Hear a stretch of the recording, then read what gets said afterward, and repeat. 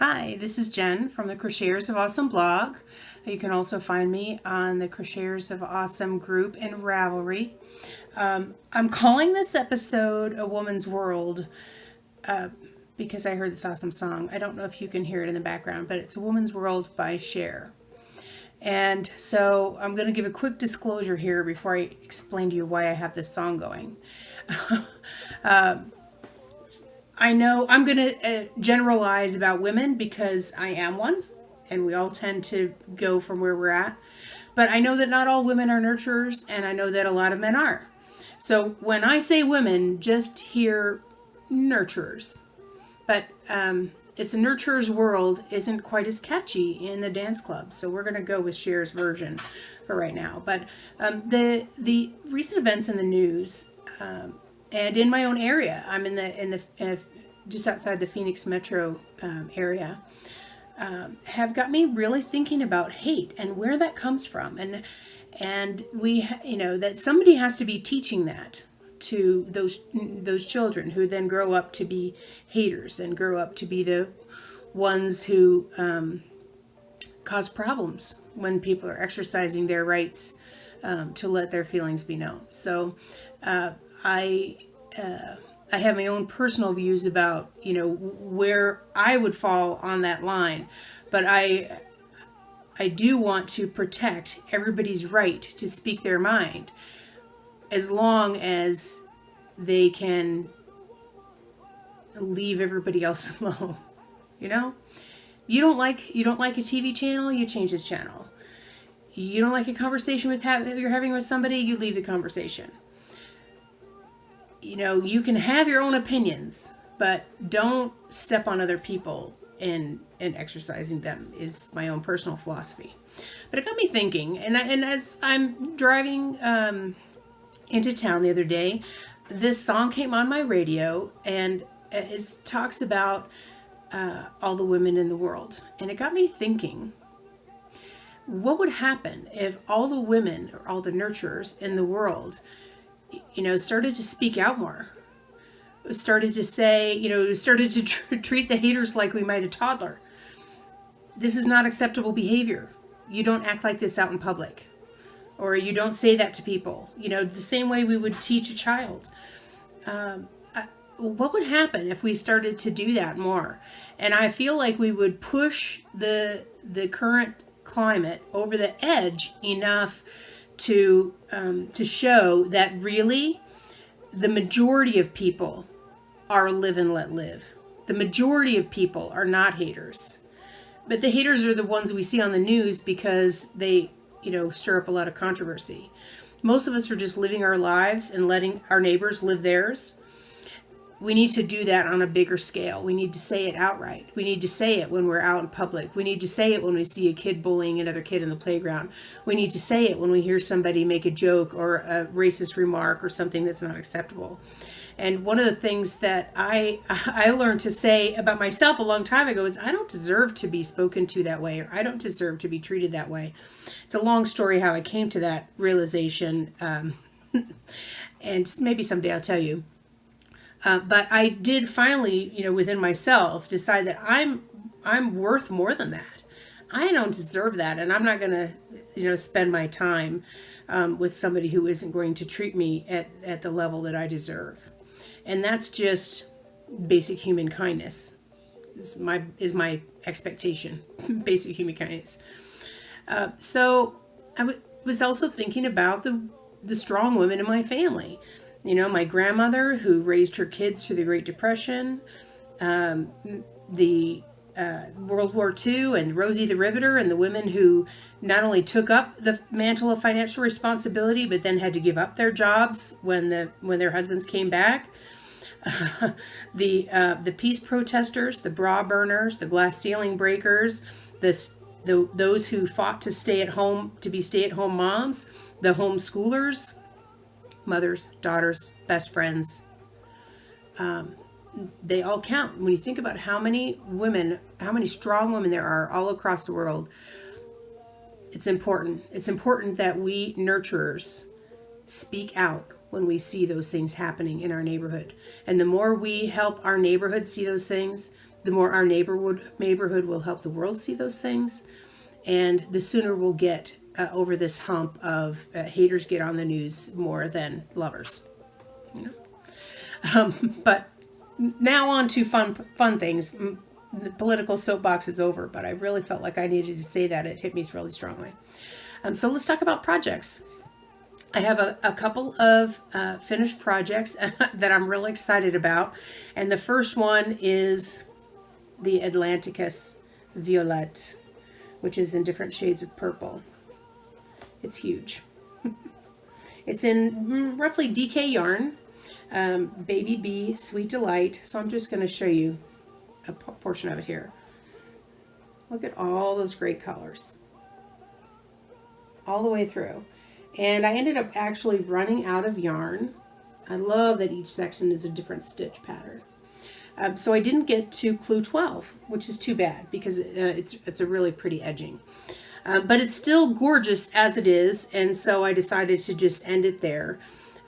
Partly because I ran out of yarn and I can't get to that yarn store, but partly because her next is Vanessa Smith Fish Cake, say that 3 times fast, has the new cow, Liliana, starting on September 1st, and I want to be ready for that. But I also finished this cool hat for charity, which is going to go to the Michigan Veterans Foundation. It kind of reminds me a little bit of Jane from Firefly, and if you know who that is, then you know who that is, and you don't need me to tell you. Isn't it interesting? It's just a basic beanie, but I really like crafting for charity, and lately my focus has been with homeless veterans. I have a friend locally who works with the resource center, and his mom actually is in Michigan, and so between the two of them, I've got a couple of great resources to send whatever I need. There'll be people who want, you know, plain basic colors, and then there'll be somebody who wants Jane from Firefly. Every hat gets a home, and I love that about those guys. So, in fact, I have a new box. I'll be sending a box in sometime in September to someone, so we'll see where that goes. But I also finished my spinning project. Last month you saw that I was working on Tour de Fleece, and I finished some of that great pink bamboo, and I started my Vive la France sheepy shells from Blaine Fleece and Fiber. I love you, Jen. And I want to unwind this just a little bit so I can show you. Look at the different colors in that. Isn't that amazing? I think we have a little blurple going on here again, where it's kind of coming across as one color, but there's actually blue sections and purple sections, as well as the tweediness of those add-ins, the tencel and the sari silk. Fantastic. And I got over 600 yards in singles, so by the time I applied, I have about 225 yards. It's going to make something beautiful.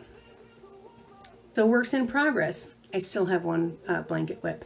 It's the Penny Drops cowl, which is in Tunisian crochet, and it's taken me a little bit longer because my hands haven't cooperated a little bit, but I'll explain that a little bit more later.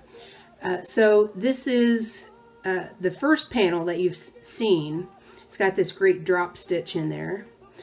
So there are 2 panels like this, and they're going to go on either side, and then there's a central panel, which is what I'm working on now. I have the 2 side panels done, and this is the central pattern. Isn't that awesome? I love the way it kind of checkerboards there. So this is, I think it's Perfect Amusements, but I'll link it below because it's spelled in a cute cat lover way. So I'm working on that. When I get the central panel done, there's an edging on that, and then they all get sewn together. And so it should be terrific. It's going to be in those woodsy colors. I bet one of the guys in my family is going to claim it. But my labor of love is a new scarf that I'm making in pewter gray silk from Miss Babs. And it's, let me show that to you. Got my hands full here. My cake is a little bit smashed because I dropped it. But you can see the shine. Silk lace. I'm using a slightly larger hook I'm using my D 3.25 millimeter. That opens it up a little bit, but not so much that there's big gaping holes. This is going to be the scarf that I wear to my daughter's wedding in September. Still, it's going to open up even more with blocking. But it's Art Nouveau shawl pattern by Angela Lumiere on Ravelry. And I love the way this, if I show that way, that works better. That edging is kind of cool, but it's all worked together in one row across this way. I just have to work it to length. It's going to be super soft. It'll end up being like this around my neck as a scarf, but then it'll be, I could wear it as a stole. However, it's going to be beautiful in that, and that pewter gray color is just amazing. So I do have a spinning project going as well, because I finished that. You can see my work table is still back here, and I've got started. Maybe if I turn the other way, you can see the fiber a little bit better. This is, again, mulberry silk from Supernatural Yarns. The colorway is I Won't Deny I'm a Werewolf. It looks like Ravenclaw to me. It just screams Ravenclaw to me with the blue and bronze. So I've got a bunch of that to work up too. And then I've got some more sheepy shells.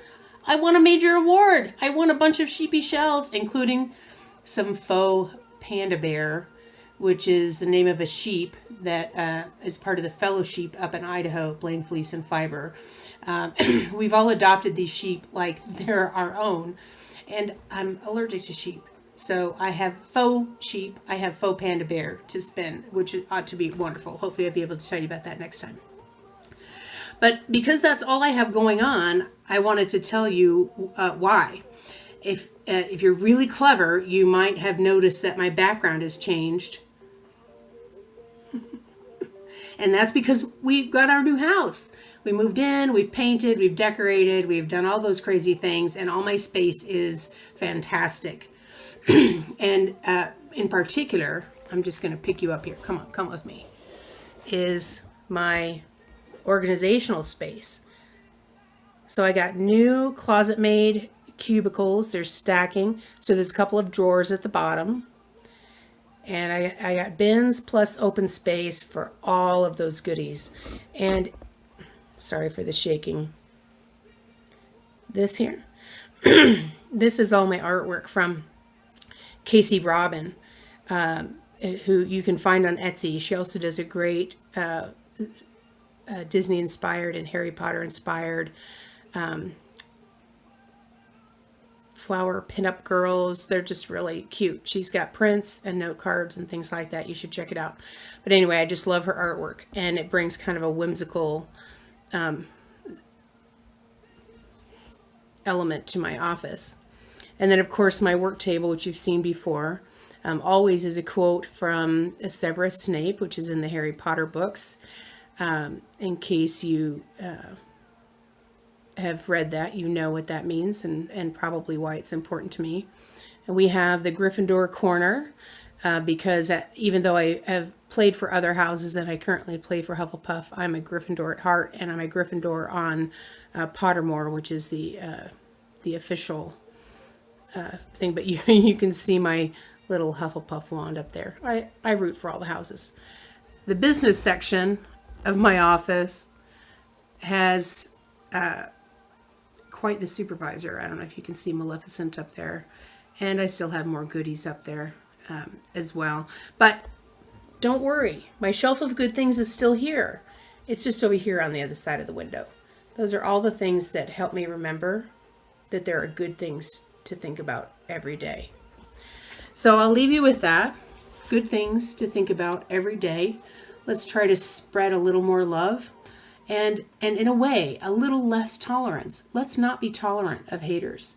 Let's not just keep our head down and go the other way. Let's speak out and say something. Until next time, happy crafting.